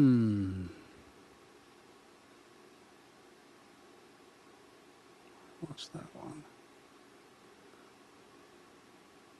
All right, well, you mentioned Japan earlier. I'm interested in hearing about that. I did not realize that Japan owed her own. The only evidence that America spent its own money. Come on. There we go. All right, so let's try this one out. So this is nobody wants to admit why America just bailed out Japan by casual finance, which I'm not subscribed to, but now I'm gonna. There's also a more in-depth explanation from Geopolitics Explained, which is a Marxist or cool. doing a good geopolitics channel. Nice. There's video 3. All right. Holding up Japan's economy is a photograph of a handwritten to-do list. It was sitting in front of the Secretary of the Treasury of the United States, with one line on it legible from across the room: buy Japanese yen, $5 to $10 billion. The photo was taken at 11:33 in the morning on July 31st by a photographer with a long lens sitting across the room. That Friday, for the first time since 1998, the United States walked into the currency market and bought yen, and the receipt was a doodle on a notepad. What makes this interesting is the rate America pays to borrow money for 30 years also just hit the highest level on record since July of 2007, and the country we're helping prop up holds more American government debt than anyone else on Earth. So the question becomes, why are we doing this? What are we actually buying? Here's President Trump on Air Force One explaining it. Mr. President, why is the U.S. intervening to support the Japan yen at this time? To support who? To support the Japanese currency. Because we have a good relationship with Japan. We're very strong, very, very strong financially. And they have a weakening yen, and they wanted a little bit of help. And we're always there for Japan. Japan's been very good to us, with the exception, of course, of Pearl Harbor. Friendship, financial strength, and Pearl Harbor, all covered in one conversation. If that isn't the most Trump thing you've heard, then I don't know what is. Tokyo got asked the same question and answered in stiffer language. Japan's finance minister confirmed the action was taken in accordance with the United States Treasury, and that it countered excessive volatility and disorderly movements in the Japanese yen. Translated out of Treasury speak, the yen was falling, Japan was hurting, and America had to step in and play daddy to make the pain stop. Which raises another question. Where does a government get the money to buy a foreign currency on a Friday afternoon? The answer is a pot of money at the Treasury called the Exchange Stabilization Fund. The Secretary of the Treasury can spend it without asking Congress. He just needs the president's signature, and the credit card opens up. It was created with one goal, it's in the name, to stabilize the exchange value of the dollar. But throughout history, that's not what it tends to get used for. The word stabilize wasn't as clearly defined as it should have been, so the Exchange Stabilization Fund tends to get spent on whatever the Secretary decides. Like when the 60th U.S. Secretary of the Treasury, David Kennedy, reportedly drew on the fund to buy an Oriental carpet for $8,000. Or when the 63rd Secretary of the Treasury, William Simon, took a trip to London, Moscow, and Mexico City with 42 people on it. That cost $131,000 and had no official purpose anyone could identify, once again, paid for by the Exchange Stabilization Fund. You can think of it as the Secretary of the Treasury and President's personal piggy bank. The Secretary can spend without asking Congress. He just needs the President's signature and nothing else. The statute also says his decisions are final and, I'm quoting, may not be reviewed by another officer or employee of the government. But the part that matters with the Exchange Stabilization Fund is what was sitting inside it. Because America did not buy those yen with dollars. It sold euros. Roughly $13 billion of that fund is held in euro assets, and that's what went out the door. America sold Europe's currency to buy Japan's, and the European Central Bank only found out after the trades had cleared. Senior European officials told the Financial Times this broke decades of convention, and that it had never happened before. The Treasury's answer, when they were asked, was that it doesn't coordinate with anyone on how it allocates that fund. Which is true, but is also basically the same as saying you plead the fifth. And there's one more thing in this timeline that's important. On July 23rd, the U.S. Treasury's Foreign Exchange Monitoring List was published. It's the official government watch list to track major U.S. trading partners and ensure they aren't artificially manipulating their currencies. On the list are countries like China, Germany, Korea, and most importantly, Japan. 8 days later, the same building that released this report bought Japan's currency. So America broke a 28-year rule, paid by dumping Europe's currency, only told them after the trade was done, and all for a country it had listed as a currency risk the week before. Why? Well, a while back, I made a video about how one of the main threats to the United States economy was Japan quietly stepping back from the American bond market. That's the reason. To understand why Japan is so important to us, you have to know what Japan would have had to do if America hadn't shown up to save the day. Japan owes more relative to the size of its economy than any major country on Earth. This year, the cost of servicing that debt jumped nearly 11% to 13 trillion yen, out of a total budget of 122.3 trillion yen. And right as Japan's debt bill is spiraling, the yen has also collapsed to 40-year lows. Why the currency is falling isn't complicated. It comes down to basic math. For the last few decades, Japan kept its borrowing cost pinned near zero. Whether this was a good idea or not is up to interpretation, but they've recently started rolling it all back. Japan's benchmark rate now sits around 1%, while America's sits between 3.5% and 3.75%. That gap is the entire story, because capital doesn't catch feelings. It's not your clingy ex-girlfriend. Capital goes wherever it gets paid the most. So investors dump the yen, chase the higher yield in dollars, and drive the currency off a cliff. Which is usually where the armchair economists show up and ask, why doesn't Japan just raise interest rates and close the gap? Problem solved. And it's because they can't. They're trapped by a financial monster of their own creation. To hold borrowing costs at zero for that long, the Bank of Japan had to buy its own government's bonds, trillions of yen of them, year after year, until it owned about half of the entire Japanese government bond market. It's a country that solved its debt problem by buying its own debt. And those bonds pay almost nothing, because paying nothing was the entire point. But the cash commercial banks park at the Bank of Japan get paid whatever the central bank's rate is. So the moment the Bank of Japan raises rates to close the gap and save the yen, it starts paying out trillions of yen in interest, while still collecting almost nothing on the pile it's stuck holding. You don't need to have a degree in central banking to know that's a horrible deal. So Japan can now either defend the yen or it can afford the debt. It can't do both, which has left Japan exactly one way to defend its own currency. Currencies trade in pairs. If you want one to go up, you buy it and sell the other one. And because the US dollar sits on one side of nearly 90% of all currency trades on Earth, buying yen almost always means selling dollars. The good news for Japan, it has the dollars. Japan is the largest foreign holder of American government debt. More than the United Kingdom, more than China, more than anyone else on the planet. The bad news, most of those dollars aren't sitting in a checking account. But before I get into that, a quick pause. If you're a longtime viewer of my channel, you know I love data. And that's because without it, you're basically just guessing and calling it analysis.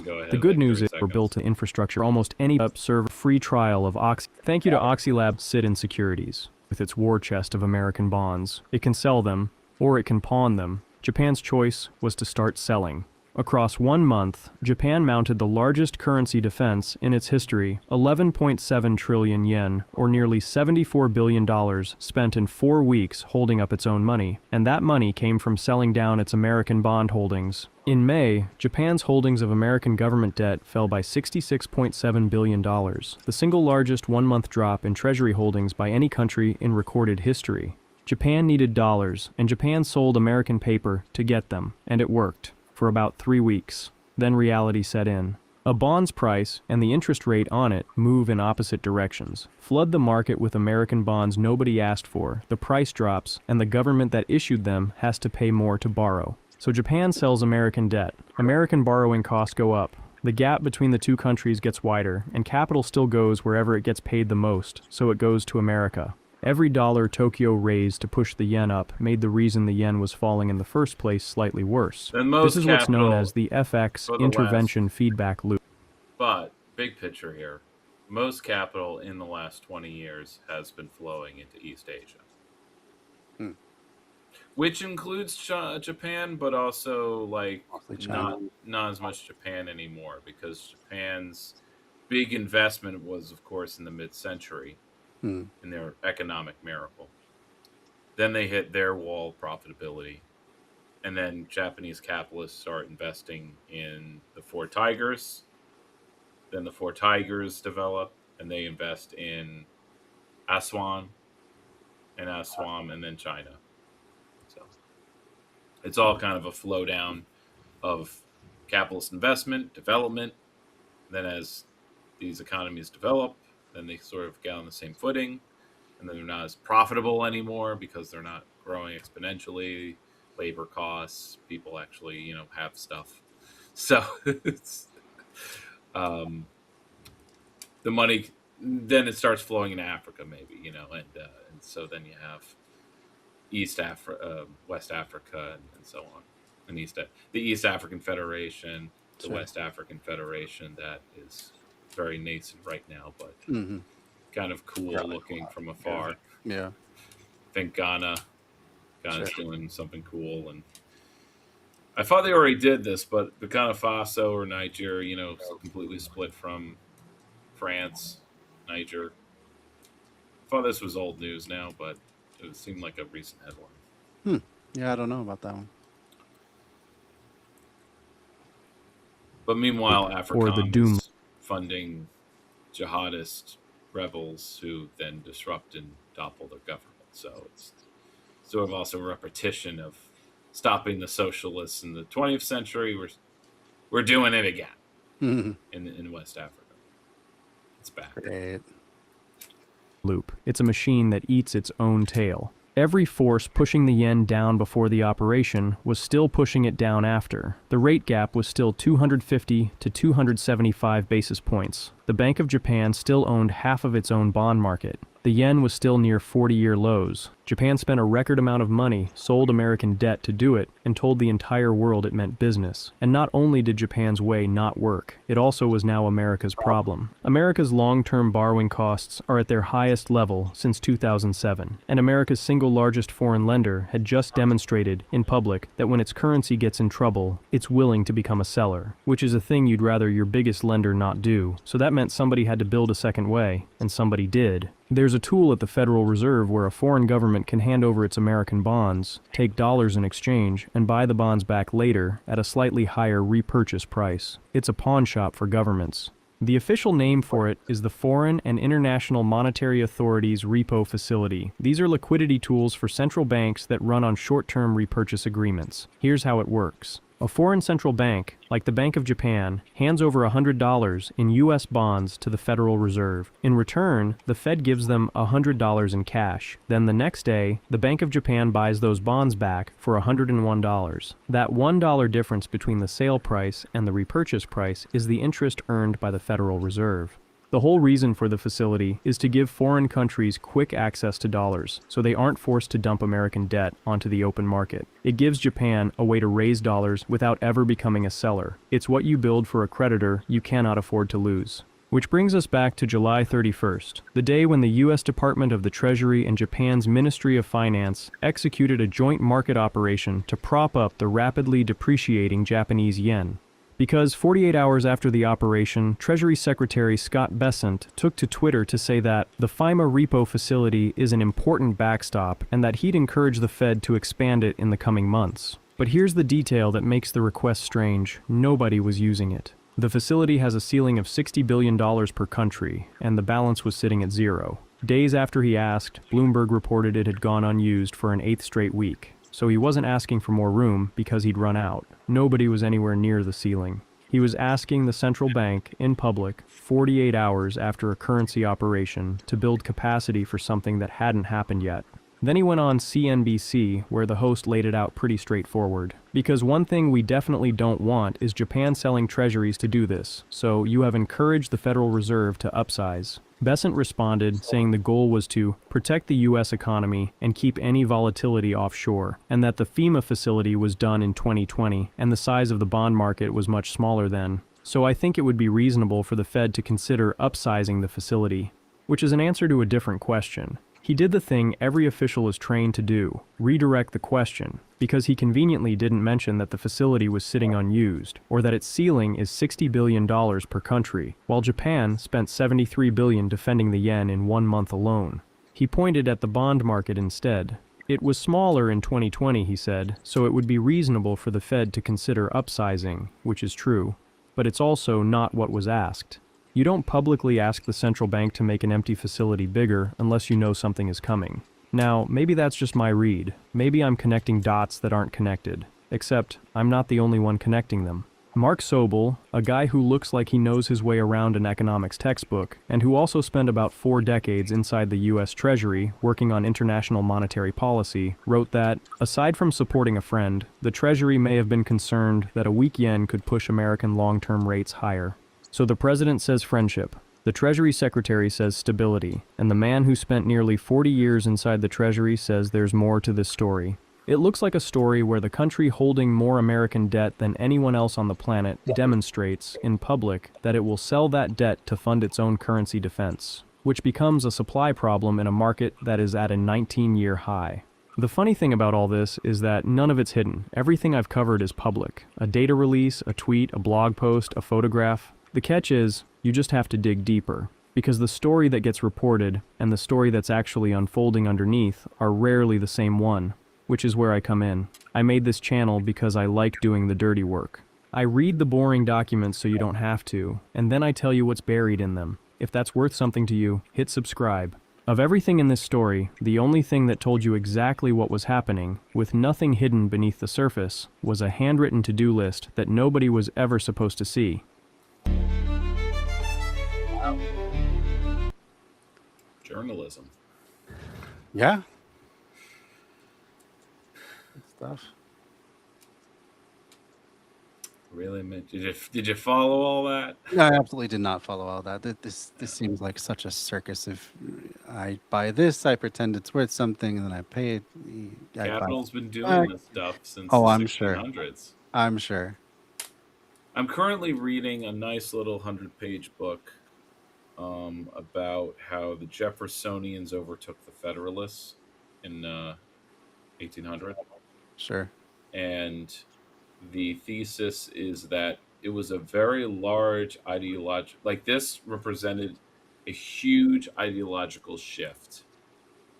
And it does. It's the same kind of ideological shift that you see in the global crisis of capitalism that was occurring from 1780 to 1812 or 14.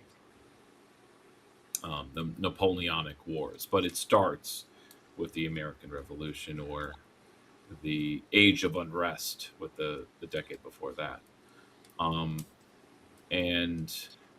he sort of, one point he makes about how the American Revolution occurred because the ruling class of America, to kind of come at things from Gerald Horne's kind of book, that the American Revolution was a counter-revolution. Which I guess I'm arguing against, but starting from the position that it was a revolution, but it was a revolution of the working class or the middle, but it was only able to be a revolt because the landed gentry of America was so secure that it was so united that when it started to push back against the crown or to seek, their rights and liberties as big aristocrats, that this gave space for the revolt to push them into fighting the crown. Because, at first they didn't want to, but it was those militias in Massachusetts that sort of forced their hand. Because otherwise, they wanted to keep sending letters to the crown asking for some kind of, concession or whatever. But there was this radicalism from a minority, that 4% of Americans really, that created a tipping point. Otherwise, the book is pointing out, and this is written in 84, so it's not a new book, but in the page that I'm on, he actually kind of pointed out that the ideas of Adam Smith and the liberties and market-driven, this idea of the market and capitalist ideology was very new for the time, and it seems like it's the first American ideology, because at the time there's this narrative that America was separate from England, and that's what allowed us to be independent or have this independence movement. Sure. But he argues actually that the ruling class of America were very much saw themselves as an extension of England. They wanted to be English. They modeled themselves in aesthetic and practice on English aristocrats, and they were only able to do this as America, the colonies, developed, and thus there is growing inequality. And it's also because the global capitalist system was in the same state it is now, where money is made with money, not manufacturing. So a lot of people are out of work, and it is hard to make money with trading. Thus, the tea thing, and being mad about a stamp tax. Oh, yeah. Just convenient pretexts. Mm-hmm. So I'm only a bit into it, but it's sort of about how it's like the Jeffersonian ideology was very much a break from all this other the European philosophy of when you're the elite, you are managing society for a collective good, right? You're the conservative ethos of like managing society, keeping people in their place, holding up the hierarchies is for the collective good, because how else could society be run? Yeah. How else can you maintain it? Versus this brand new ideology of, well, everyone can just follow their own interests, and that actually leads to a sort of collective good in itself, and that you have all this development and new wealth through exploitation, of course, but we're not.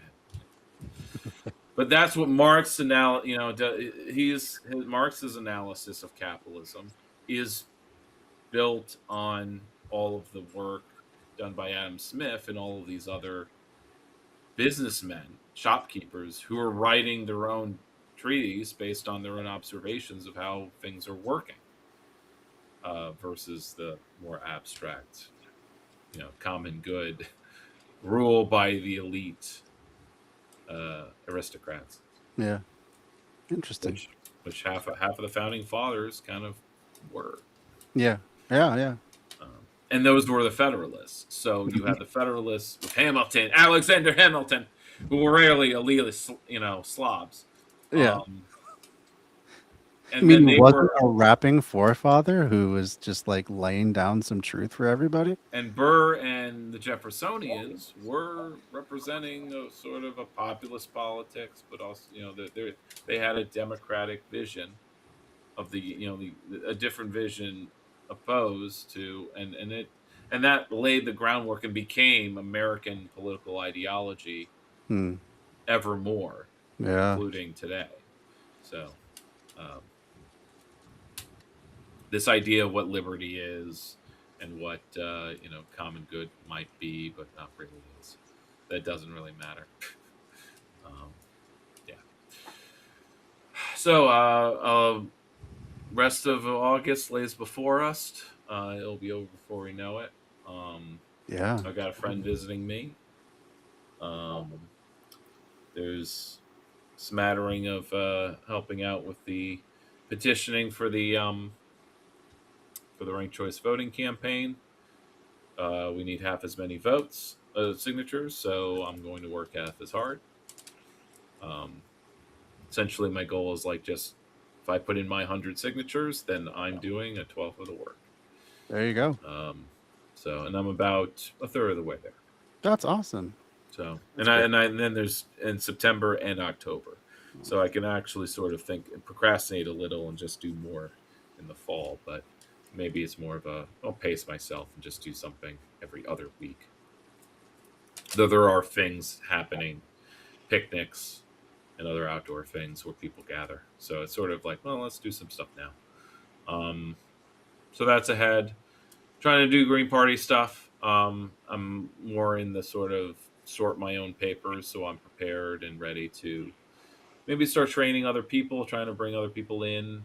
People who've expressed that they want to help or volunteer. but weren't properly followed up with, or maybe they're hanging out waiting to be asked. That kind of thing. Nice. Very cool. Yeah, I hope you get some movement on that ranked choice. That would be cool to see what comes of that. It's definitely moving. We've got the establishment reacting. The council is going to drag their feet. They're already talking like, "Oh, we've got a whole year to deal with this." And it's like, actually, you don't. Like, your deadline's actually next week. But that's to put it on the ballot this year, which no one believes is going to happen. And as we collect signatures, our deadline is November 1st, and that's to put it, override the council, and then put it on next year's ballot. Which gives us then a whole year, starting in November, to do voter education and bring people in. One of the complaints being used against us is that we didn't ask everybody in the city first before doing our proposal. Right? We didn't form it for a consensus of all civil society. Yeah, okay. Yeah. It seems like a weak complaint. It's super frustrating because it's like, well, we're not a direct democracy. We're not a delegated democracy. And yet there's this kind of, and you, nonprofits, don't practice democracy in your own organizations. But then when it comes to reform, suddenly it has to be all consensus. A big convention of the whole city needs to be formed just for the proposal. Never mind a plebiscite or working it out afterwards. And I guess that is sort of the way of thinking of mainstream politics, is that you form the coalition, you form what's going to happen before you actually go public or take action. So to do so prematurely with maybe half of civil society, or the civil society that agrees with you and doesn't just say, well, actually, if you do this, we're going to oppose you. And that will stop a lot of activists cold.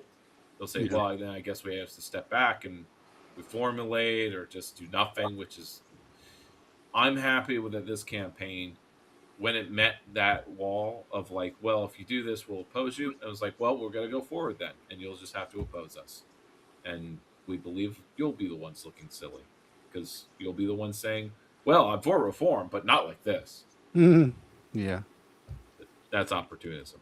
Well, I want revolution, but not like this. Not like that. Not like the Bolsheviks want to do it. Not like the social revolutionists want to do it. So, anyway, we are probably at 10. Yep. Yep. Just about time for you. Any parting words for this time? No, I mean, great time as always. Sorry it's been so long. It's just been busy time. And I don't know how this new semester is going to go. I imagine it's going to be less work, but, you know, who knows? So, but I mean, the end is in sight. I graduate in May, so then I'll be on to an actual career and hopefully much less outside of work obligations. Keep ourselves busy until it all comes crashing down. But there you go. If our work can prepare us for it, and that's sort of my raison d'etre, is to at least be personally prepared, but also to try to prepare as many people around me as possible. Yeah. And so that's where the community ownership comes in. I think like that's the resilient form that will hopefully be the model that people will then flock to, because we'll be the ones to weather the ongoing depression.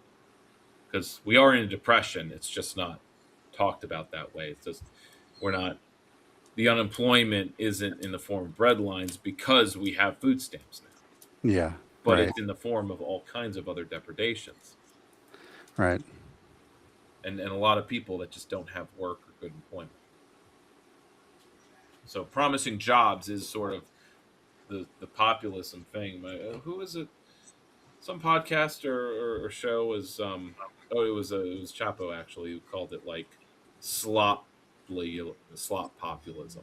Yeah. They were actually referring to this promise to do away with property taxes, but without replacing it with anything.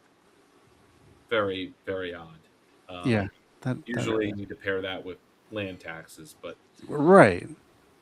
But again, it goes back to a complaint I think 3 weeks ago where it seems like it's a winning policy that but no one ever proposes it. Yeah. It's still outside of the Overton window apparently to be a Georgist. Guess so. Jeez. All right. Well, I do got to get going. So appreciate it, and probably see you in a couple weeks. Probably able to swing that. Look forward to Hopefully I that. can get in contact with and get a part of the green streams, but we'll see. Yeah. Sounds good. Got to keep on to people.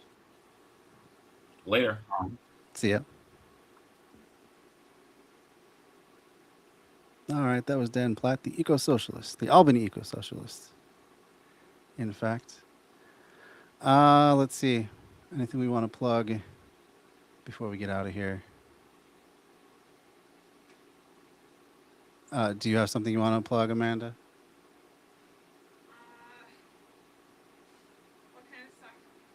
Oh, if y'all are part of the Red Theory channel and the Left Signal Boost group on Facebook, you should join. And also, if there are folks out there needing mutual aid, we have now started a mutual aid fundraise. So if you need help, make sure to send it in on Monday so we can share it with everyone. Yeah.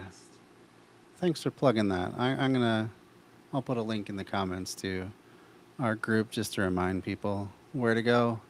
Left Signal Boost, it's grown into, a decent size so far.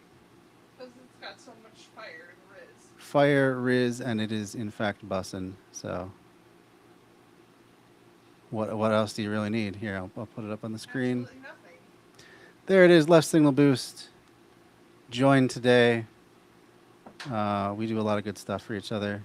Recently passed a rule that we are just going to kick out any right-wingers on site. So we're not even going to entertain. There's no point in entertaining their ideas. Just like you don't, you can debate about whether a hot dog is a sandwich or a different thing. You can debate about what the best sort of coleslaw is to bring to a buffet. But if someone shows up with a plate of dog shit, that's not really up for debate. You tell them to leave.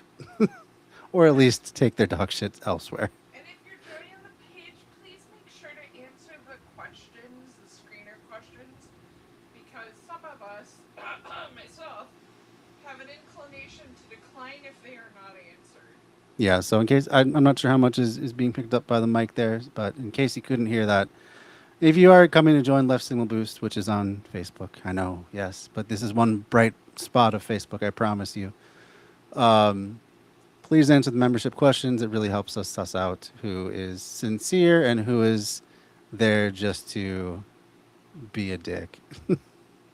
We're trying to have less of those. So far, it's been working. I know the state fair is coming up, but that's enough wieners. We posted an anti-Jake Lang post about a couple weeks ago, and man, did that stir up the hornet's nest of a bunch of different chud collectives that just came out. And it was so sad, though.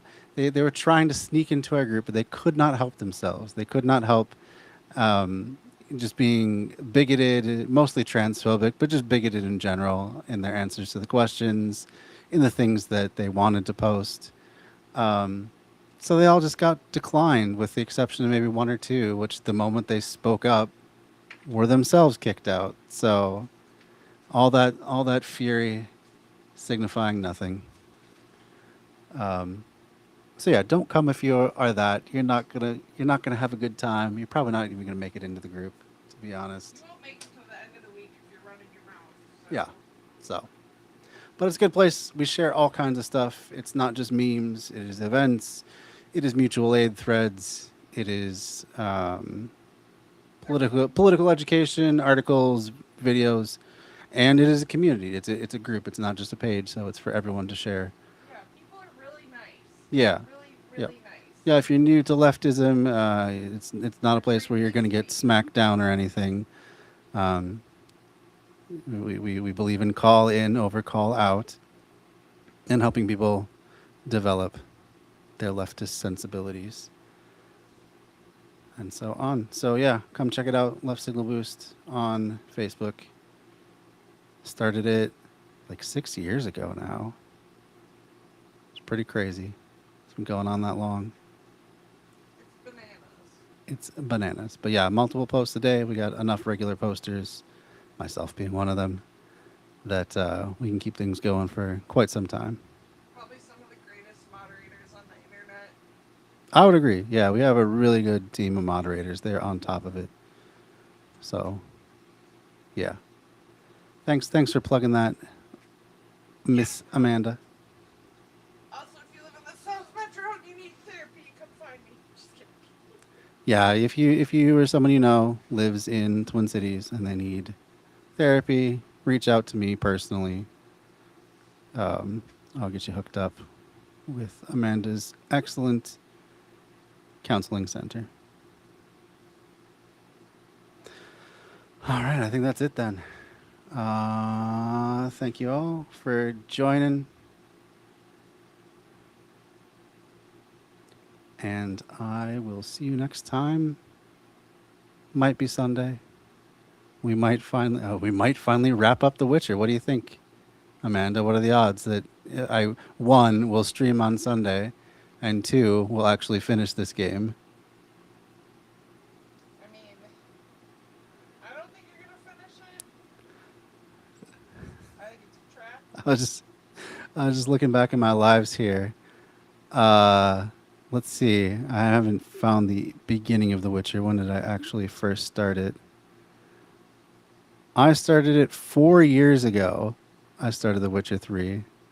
That was my very first stream. And you don't need to look at episodes 1 through, I don't even know how many, unless you really just enjoy the banter and the dialogue, because my computer was not very good back then.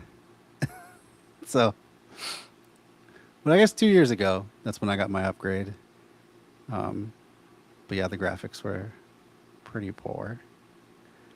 So if you can tolerate that, then you can come check out the entire thing. I have over 100 episodes of The Witcher now. Man, it's been a long road here. Covered a lot of stuff too. All right, that's it. Enough rambling. See y'all next time. Thanks for joining. Yeah, that's it. Bye.